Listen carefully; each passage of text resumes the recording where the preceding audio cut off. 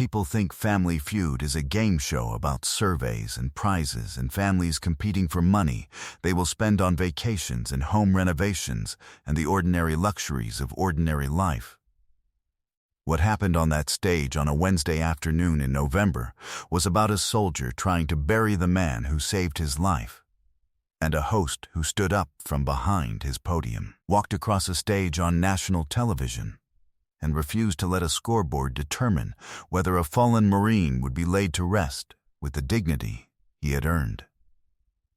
Steve Harvey was reading the fast money results off the board, a routine he had performed thousands of times in 15 seasons, when he stopped mid-sentence. Not because the number was surprising, because the man standing at the podium had begun to shake. Not his hands, his entire body, a fine visible tremor that started in his shoulders and moved through his arms and into his fingers, which were still gripping the podium edge with a precision that was clearly military, clearly trained, clearly the grip of a man who had been taught to hold his position even when his body was telling him to let go. The board read 197, 3 points short, and Staff Sergeant Elijah James Wardell, United States Marine Corps, retired, was standing at a game show podium in Atlanta, Georgia, shaking, because 197 meant his brother was going to be buried in an unmarked government plot instead of the cemetery in Beaufort, South Carolina, where their mother was buried, where their father was buried, where every Wardell for 3 generations had been laid to rest. Steve Harvey looked at the board. He looked at the man. And then he did something that his producer later said she had never seen in any taping, in any season, in any circumstance. He stood up. Not from a kneeling position, from behind his podium. He put his cue cards down flat on the surface, stepped around the podium entirely, and walked across the stage toward a shaking veteran. And when he reached him, he said 5 words that would be shared in veterans' hospitals and Marine Corps bases and funeral homes across the country. Sit down. I'm handling this. Backstage at Studio 31 in Atlanta on the afternoon of November 11th, 2020. Veterans Day, a scheduling coincidence that no one on the production team had planned and that would later feel like something closer to Providence. Staff Sergeant Elijah Wardell was standing in the green room hallway with his back against the wall and his eyes closed. He was not resting. He was running the breathing exercise his VA therapist had taught him. 4 counts in, 7 counts hold, 8 counts out. Because the alternative was letting the anxiety crest, and if the anxiety crested, he would not be able to walk onto that stage. And if he could not walk onto that stage, then Corporal Devin Marcus Wardell would be buried in a place that was not home. And that was not acceptable. It had never been acceptable. It would never be acceptable. Elijah opened his eyes. He adjusted the collar of his shirt. A matching navy blue polo, Marine Corps blue, the same shade as the dress blues he and Devin had worn in a photograph that was sitting at this moment in Elijah's wallet, folded along a crease that had gone soft from being opened and closed 1,000 times. His family stood nearby, his wife Janelle, his cousin Terrence, his Aunt Patricia, and his former platoon sergeant, Master Sergeant Raymond Okafor, retired, who had driven 9 hours from Jacksonville, North Carolina, to be there because when Elijah called and said, "I need you on that stage," Raymond said, "I'll be there." The same way he had said it in Helmand Province in 2012 when Elijah had radioed for support and Raymond had answered in 4 words that meant everything. They wore matching navy shirts. Janelle had a small gold pin on her collar, a Marine Corps eagle, globe, and anchor that had belonged to Devin. She wore it every day. Elijah did not wear Devin's pin. He carried something else. In the left pocket of his khaki pants, pressed flat against his thigh, was a single dog tag, not his own but Devin's. The one the Marine Corps had returned to the family in a small plastic bag, along with Devin's personal effects. the one Elijah had held in his fist during the memorial service at Camp Lejeune and had not let go of since. Devin Marcus Wardell was Elijah's younger brother. Not by blood, by everything else. They grew up 3 houses apart on Boundary Street in Beaufort, South Carolina, Elijah born in 1988, Devin in 1990. They met at age 4 and 6, and from that day forward were inseparable. They enlisted together, same recruiting office, same day, June 14th, 2008. They went through boot camp at Paris Island, 12 miles from the street where they grew up. They deployed together to Helmand Province, Afghanistan, in March 2012 with 2nd Battalion, 8th Marines. On August 9th, 2012, during a dismounted patrol outside Sangin, an improvised explosive device detonated 6 meters from Elijah's position. The blast threw him backward and perforated his left eardrum and sent shrapnel into his right arm and shoulder. Devin was 14 meters behind him.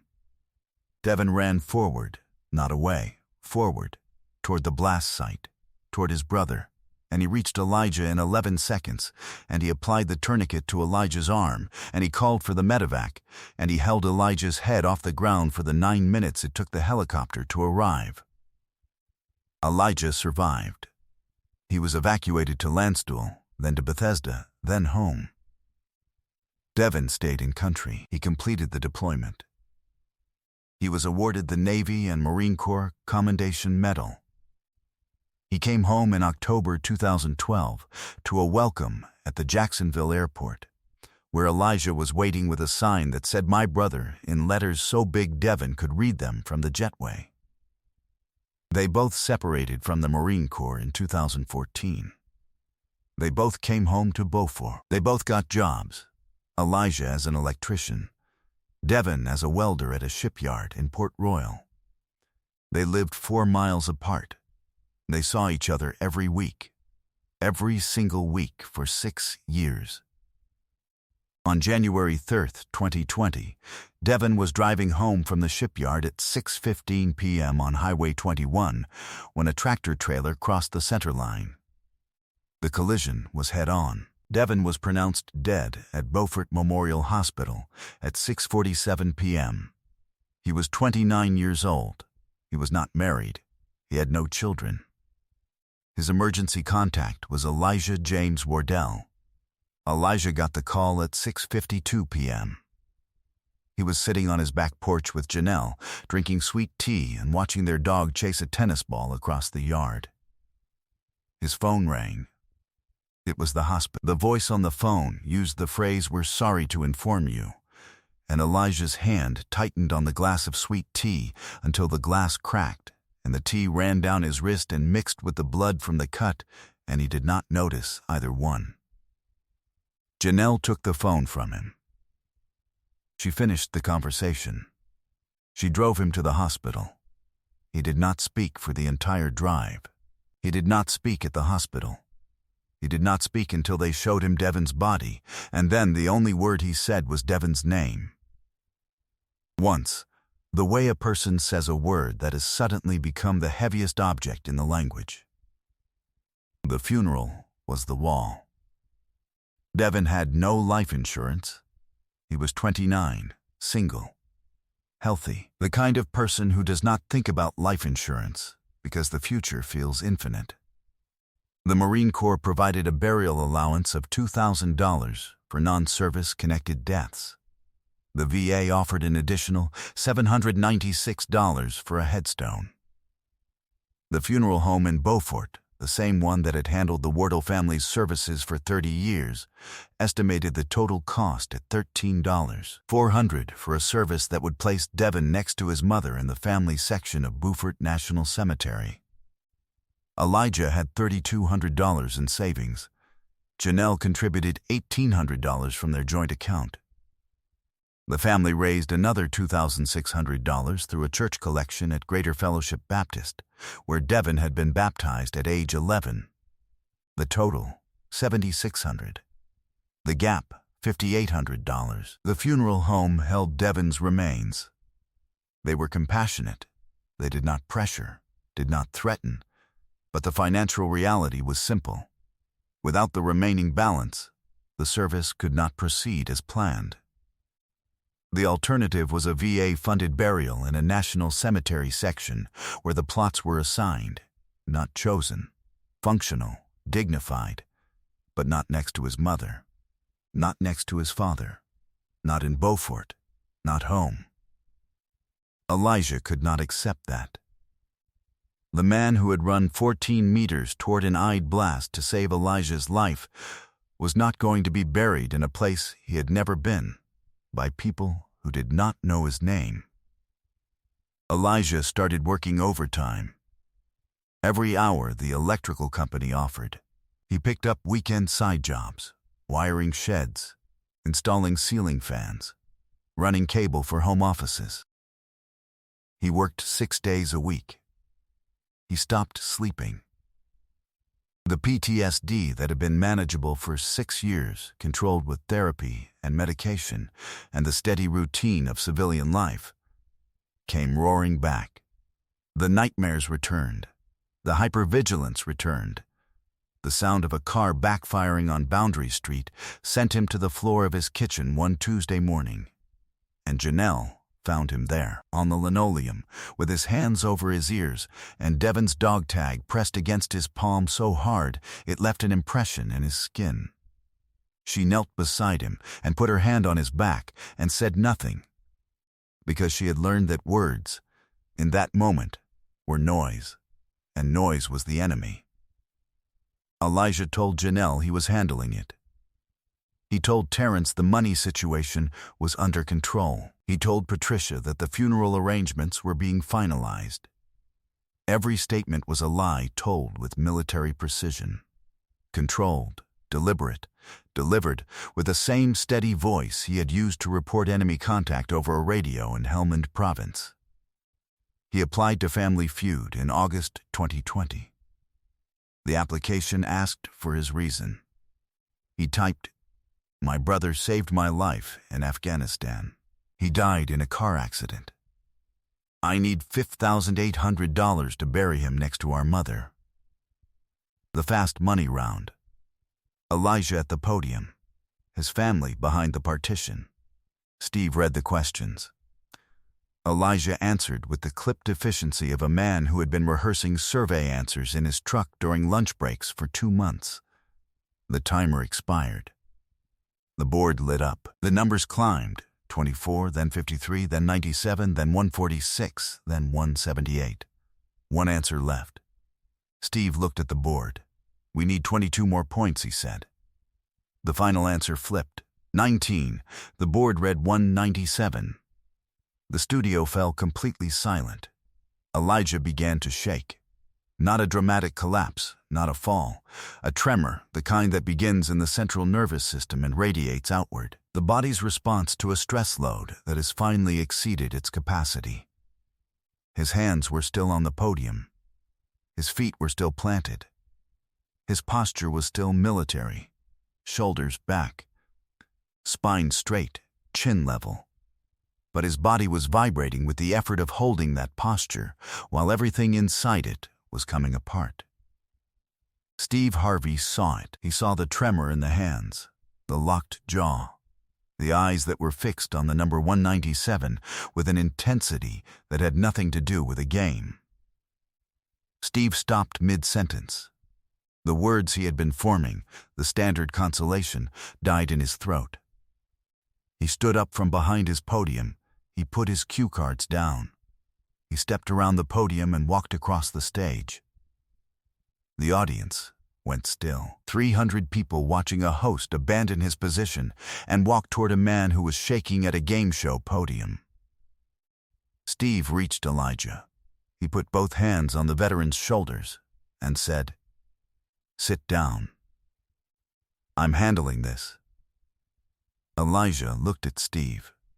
His jaw was clenched so tightly the muscles were visible beneath his skin. Steve guided him to the edge of the stage, where a production assistant brought a chair, and Elijah sat. It was the first time in 10 months he had allowed someone else to take a position in front of him. It was the first time he had sat down when a mission was still incomplete. Steve turned to him. "Tell me about your brother." And Elijah told him.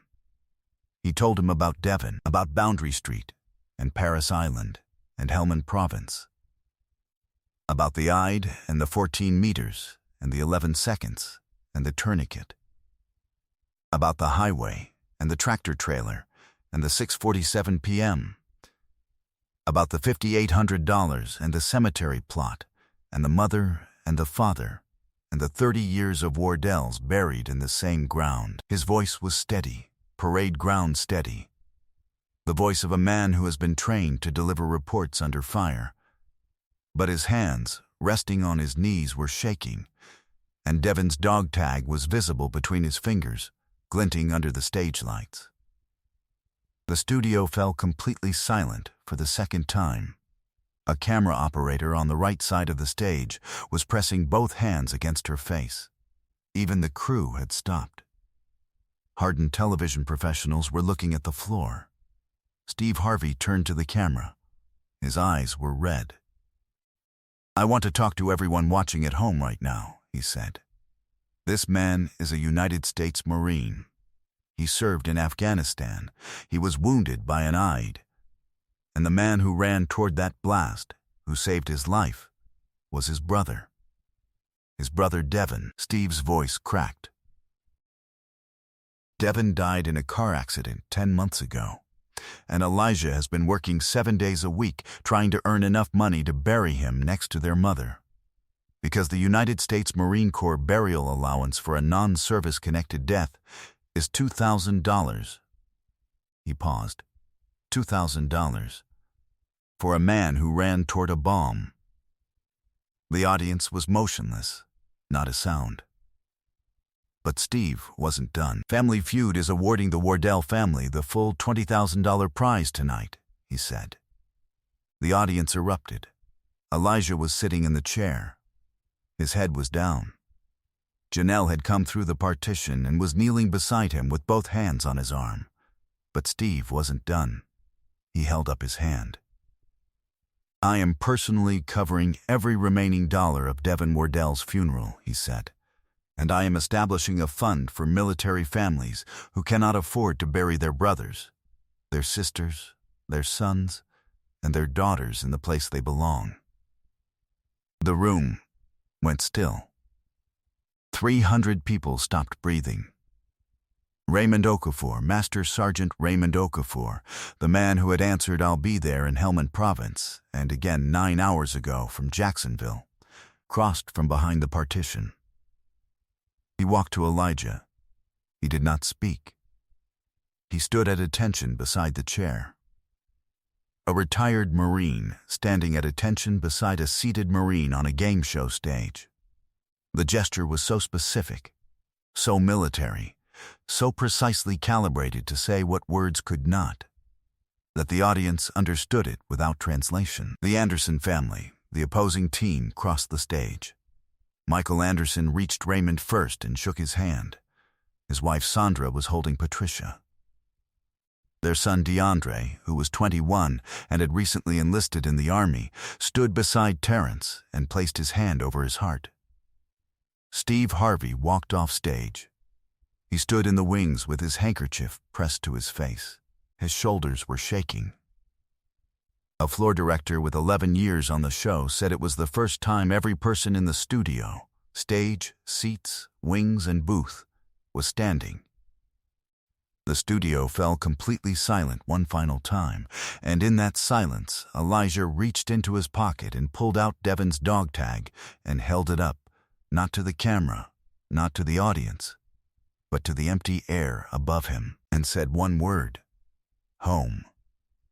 When the episode aired 5 weeks later, on the day after Thanksgiving, the clip of Steve walking across the stage was viewed 53 million times in its first 10 days. It trended number 1 in 24 countries. 3 months after the taping, Devon Marcus Wardell was buried in the family section of Beaufort National Cemetery, next to his mother, next to his father, in the ground where every Wardell for 3 generations had been laid to rest. The service was attended by 214 people. Elijah delivered the eulogy. He spoke for 7 minutes. He did not shake. A year after the taping, the Devin Wardell Memorial Fund had raised $6.8 million and provided burial assistance to more than 380 military families. Today, the fund has grown to over $2 million across 39 states. Elijah left the electrical company.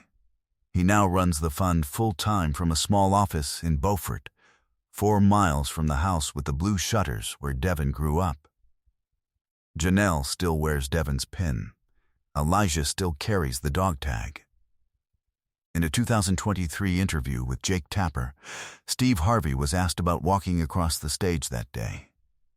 He was quiet. "I stood up because sitting behind that podium felt wrong," he said. That man was a Marine. He had been standing his whole life, standing in front of people, standing between people and danger. And he was shaking. And I thought, somebody needs to stand for him right now. He paused. So I did. Last November, on the 3rd anniversary of Devin's burial, Elijah drove to the cemetery. He sat in front of the headstone for a long time. Then he placed Devin's dog tag on the granite, not permanently, just for a moment, the way a person sets something down to show someone where it has been and who has been holding it. He took a photograph. On the back of the photograph, he wrote 4 words. "You're home now, brother. You're home now, brother." 4 words from a Marine who ran toward a blast and then spent 10 months running toward something harder, the money to bury the man who ran toward him first. Because sometimes the longest distance a soldier travels is not the 14 meters between his position and an eyed blast. It is the distance between a government burial allowance and the plot of earth where his brother belongs. And sometimes the person who closes that distance is not a general or a senator or a policy. It is a man in a suit who stands up from behind a podium and says 5 words that mean more than any rank or medal or commendation ever could. Sit down. I'm handling this. If this story about Sergeant Elijah Wardell's fight against a system that honored his brother's service with a $2,000 burial allowance, and the decision that changed everything, moved you, make sure to subscribe and hit that thumbs up button. Share this video with someone who needs to know that sometimes one act of compassion is enough to bring a fallen soldier home. Do you know a military family carrying the cost of a sacrifice the country has not fully honored? Let us know in the comments. And ring that notification bell, because stories like these, the ones that remind us what we owe the people who served, are what this channel was made for.